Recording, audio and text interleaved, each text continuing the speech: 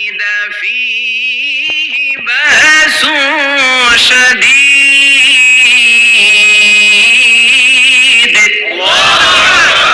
আমি পৃথিবীর মধ্যে লোহা নাজিল করেছি, লোহার ভেতরে আছে ভয়ঙ্কর ধরনের শক্তি। মানাফিউল লিন্নাস, মানুষের জন্য উপকার আছে না নাই? সব কাজে লোহা লাগে। মোবাইল বানাবেন, লোহা লাগবে। গাড়ি, লোহা লাগবে। বাড়ি, লোহা লাগে। এই যে মাইক দিয়ে ওয়াজ করতেছি, লোহা আছে না? লোহা ছাড়া কিছুই হয় না। এই পাহাড়ের এত শক্তি যে পৃথিবীর এই থারথার করে কাঁপুনিকে বন্ধ করে দিয়েছে। হাল মিন খালকিকা আশাদ্দা মিনাল জিবাল, ইয়া রব, আপনার সৃষ্টিকুলের মধ্যে পাহাড়ের চেয়ে শক্তিশালী কি কিছু আছে? আল্লাহ বললেন নাম আছে। কি সেটা? আল্লাহ বললেন সেটা হচ্ছে আল হাদিদ, মানে লোহা। লোহা চেনেন?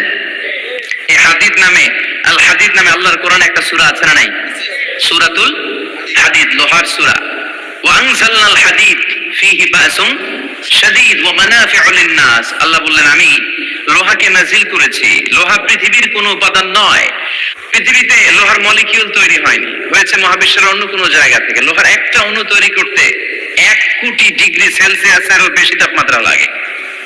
এই লোহাকে আল্লাহ বললেন আমি পাহাড়ের চেয়ে বেশি শক্তিশালী করে বানিয়েছি লোহাকে। সুবহানাল্লাহ পড়েন।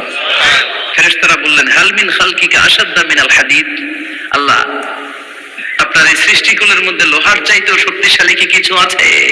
আল্লাহ বললেন নাম আছে। ফেরেশতারা বললেন মা হিয়া, আল্লাহ বললেন সেটা হচ্ছে আন্নার, আগুন।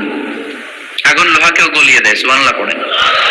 ফেরেশতারা বললেন হাল মিন খালকিকা আশাদ্দা মিনান নার, আল্লাহ আপনার এই সৃষ্টিকুলের মধ্যে আগুনের চাইতেও কি শক্তিশালী কিছু আছে?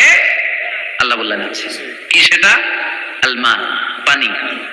পানি মারলে আগুন। সুবহানাল্লাহ পড়েন। ফেরেশতারা বললেন ইয়া রব হাল মিন খালকিকা আশাদ্দা মিনাল মা, আপনার এই সৃষ্টিকুলের মধ্যে পানির চাইতেও শক্তিশালী কি কিছু আছে?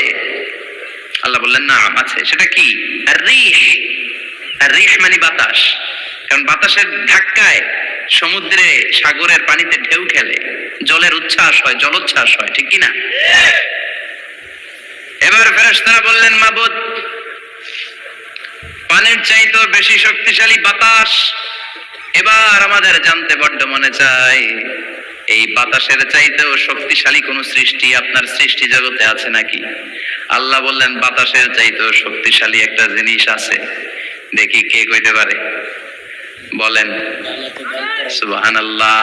আল্লাহ বললেন বাতাসের চাইতেও শক্তিশালী হলো আশরাফুল মাখলুকাত, মানুষ।